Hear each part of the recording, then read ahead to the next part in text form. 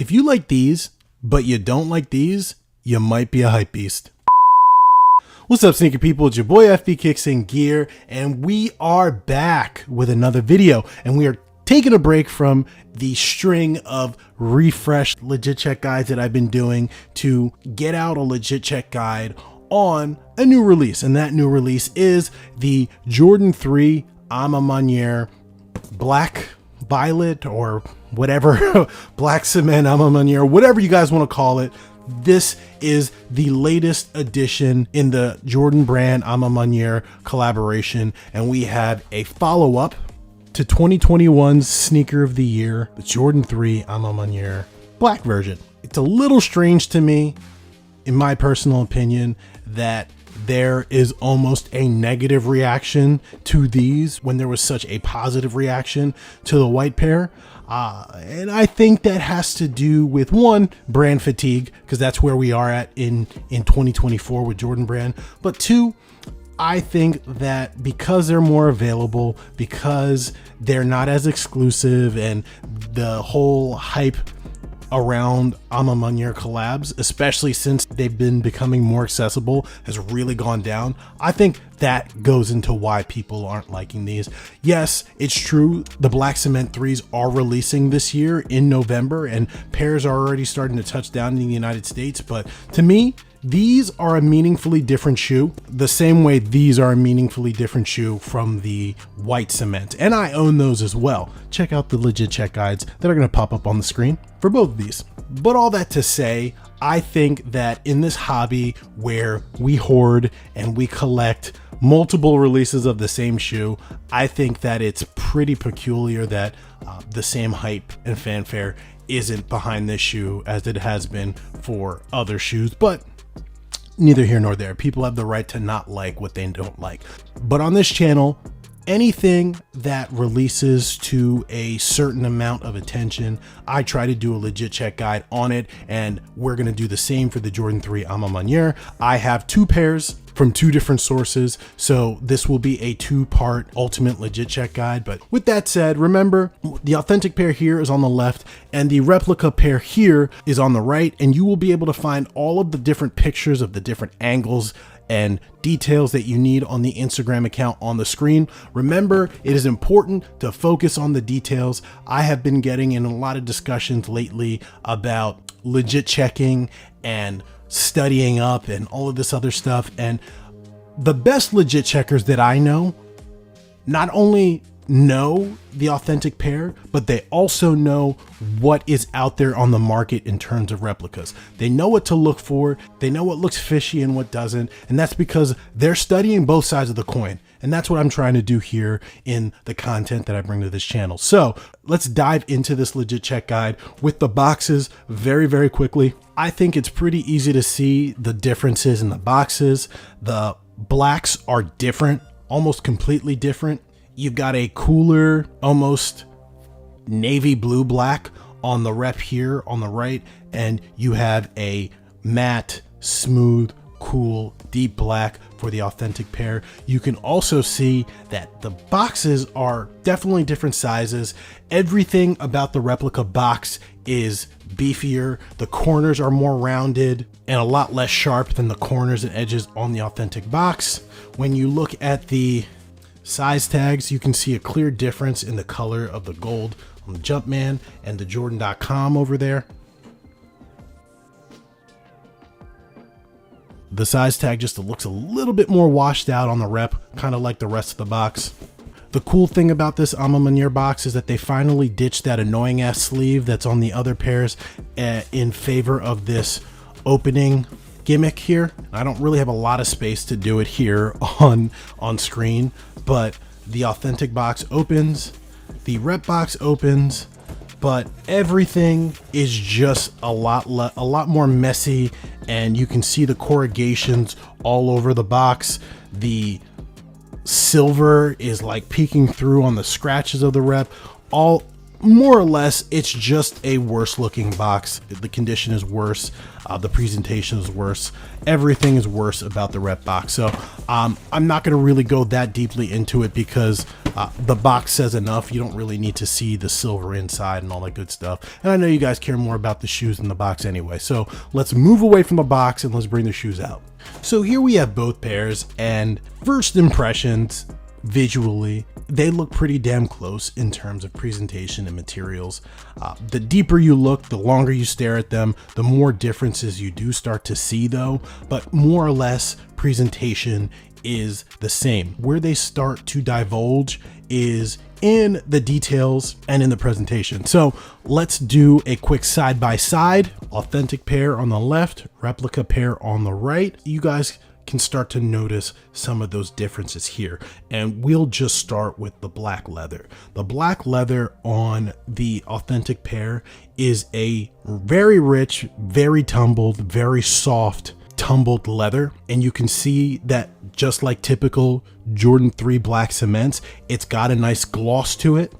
Moving over to the replica, and you're seeing a somewhat stiffer upper material. The leather is still tumbled visually. It's way more matte compared to the authentic pair, and it just doesn't have that same gloss. You can see that the light does not hit the same. The tumbling is so much deeper and more pronounced on the authentic pair because the leather upper is definitely softer for sure. When you look at the toe boxes, you can definitely see that as well. Not a huge difference, but a difference nonetheless. Speaking of the toe box, you can see the classic worst enemy of the replica Jordan 3, and that is this patch here that's generally elephant print, but on these pairs it is a very, very soft and rich suede. And while they definitely feel fantastic, both pairs, you can see that the replica pair is just chunkier around the toe box when compared to the authentic. And this corner right here is always the easiest tell when you're looking at replica 3s. It's super chunky when it comes to these high heat releases like the Jordan 3 black cement or the reimagined or any collab 3s. You're always going to want to see a smaller, more compact, we'll call this elephant print suede around the toe cap. But the suede materials are very, very similar. The authentic pair being a little bit longer of a grain, but I know for a fact that retail pairs varied greatly when it came to the texture on the suede. But when we move on to the other colored features, you start to notice something a little bit different. And specifically when it comes to this violet ore color, it's kind of hard for me to put my hand on it. They're very, very close in color, but they're ever so slightly different. The violet ore on the authentic pair just comes off as a little bit more ashier and muted and dull compared to the rep. Not by much, but it's there, and you can kind of see it here in the front where the toe starts. The material is very, very soft on the rep and very soft on the authentic pair.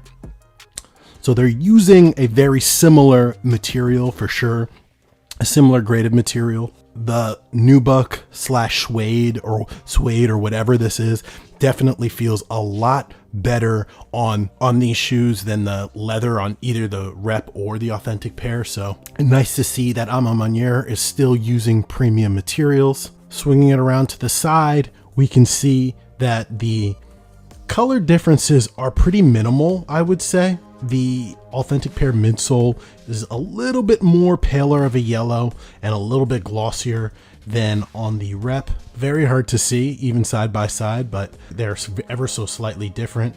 The blacks are a matte black. I'm just realizing that now. I didn't notice that before, that this was a matte black, but they look very similar. The authentic pair might be a little bit deeper of a black, and that might come down to how they apply that coating on. So very close. Now moving to the bottom, you get to see a little bit more the difference in the accents. The violet ore color of the sole is a little bit more violet on the rep. As you can see, I've tried on my authentic pair, so they're a little bit worn, more or less similar. Say that the burgundy is a little bit deeper on the authentic pair than it is on the replica, for sure. And then when we move to the back, the Nike Air, I'm gonna be honest, I'm not really seeing much difference when you look at the back. Maybe the lettering on Air is a little bit thinner on the authentic pair than compared to the rep, and the nubuck comes up a lot shorter on the back of the authentic pair than it does on the rep. So very, very, very, very, very slight, interesting, just very, very slight differences here. These reps did a good job. I gotta be honest, they did do a good job. So now that we know the basics, let's get a little bit more detailed and pay attention to some of the specific features of the shoe. When you look at the inside of the tongue, we're greeted with this A print. If you guys are familiar, it is on the inside of the Jordan 5s and the airships, but this time they decided to mix that with the quilted inside, which I love so much. It's such a nice feature and it makes the shoe look very, very, very premium. Comparing the backs of the tongues, you'll see more or less they feel and they look identical.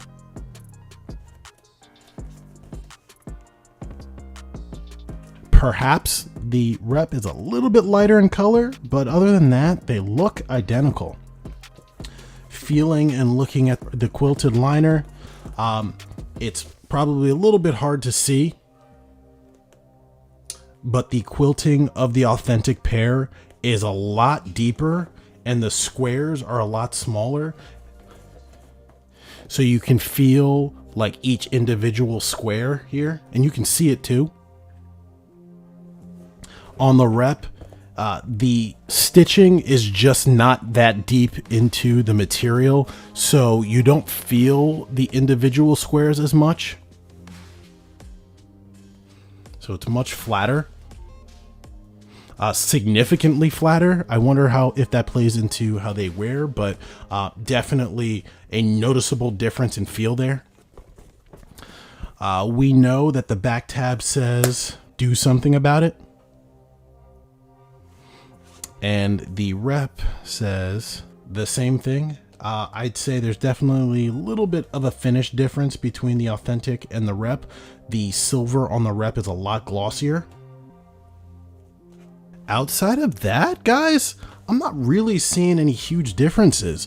Paying close attention to like the Jumpman, feels like the authentic Jumpman is a little bit bigger and placed higher up on the tongue. Look at the ball. Actually, you can see the authentic Jumpman is considerably bigger and thicker and more pronounced.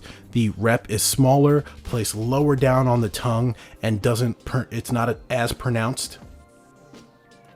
Taking the A's, a similar thing going on. The A is definitely a lot flatter and less protruding, very pronounced on the authentic pair.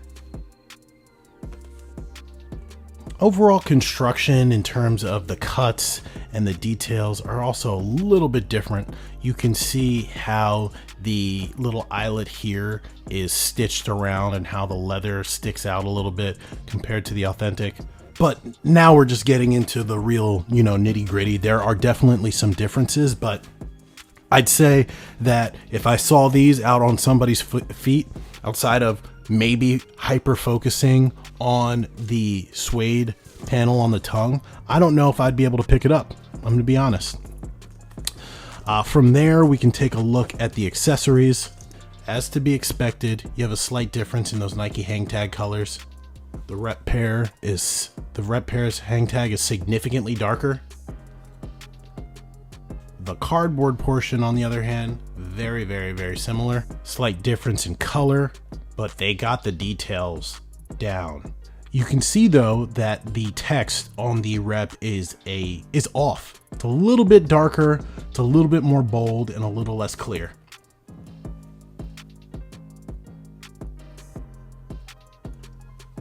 But that's really digging in. From there, we have the shoelaces, the authentic pair here on the left. Definitely a little bit of a color difference. You can see that it's definitely more violet on the authentic pair and a little bit more of a gray on the rep, but the creams are definitely a lot closer in color for sure. And I believe the cream is probably one of the colors that a lot of people are going to go with. Me personally, I'm going to stay with the black. And then you have like slight differences in the makeup of the cardboard box that holds them. I also notice that the way that the authentic laces are wound, they're like wound in a way where the lace is tucked into the middle, and you can see that going through. But compared to the rep, it's just your traditional wound, regularly wound lace, and that's the same on both colors. So that is actually a pretty handy trick right there. But outside of that, I don't really see much of a difference. We've got Dream Cell insoles, which are fantastic. Slight color difference, slight thickness difference. Authentic pair on the left. Yeah, definitely in the lighting, you see that the authentic pair is a bit darker in color than on the rep, but they definitely do feel very similarly. Maybe the rep pair being a little bit lighter and a little bit thinner. But outside of that, I'm not really seeing much. If I have a chance to do a blacklight test, I'll snip it in. So we are going to take the blacklight and run it around the authentic pair to see if we see anything. We're definitely seeing some residue and some glue from the manufacturing process. Only thing really lighting up is just glue marks. We are getting some reaction out of the inside of the air bubble, but nothing on the shoe itself is really reactive. Not even the Nike Air on the back. We're getting some reaction out of the Nike Air in the back, but nothing that I would qualify as super bright and in your face. Oh, here we are. We do have reaction out of the lace holes here, the purple lace holes. So it'll be interesting to see if the rep has that. But outside of that, nothing really crazy going on here. Let's see, take a look at the other shoe. Nothing crazy, but we do see the lace holes once again. Interesting enough, getting a little cool reaction on the hang tag. So let's see what the rep does. You know, before we go to the thing that we obviously know is supposed to light up, let's look at everything else. Nothing crazy, nothing crazy. Not as reactive in the air bubble for sure. Not as bright as the authentic pair, but still a little reactive. A little bit of reaction to the Nike Air compared to the authentic pair. I'd say that the authentic pair glows a little bit brighter than the rep, but that's still really hard to see without having them side by side. And the inside, nothing crazy going on. And the final thing, I suspected it. No reaction out of the lace holes at the bottom there. Completely dead. So I'm glad I actually took the time to do that blacklight test, because when you do, you see that a reaction here, no reaction there.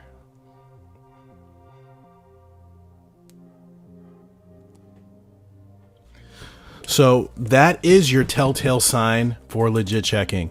Interesting enough.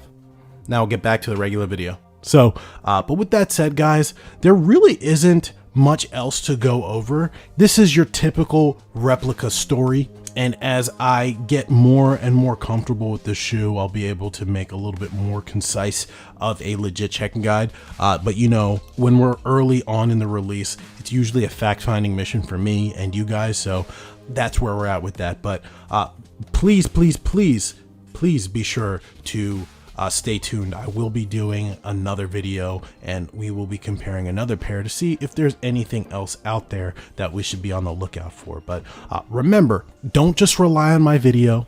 Head over to the Instagram account on the screen so that you can see more details of the shoe. As corny as it sounds, the devil really is in the details. So head over to that Instagram account. And with that, guys, I'm wrapping up the video, and thank you for watching, and I will definitely see you in the next one. Peace.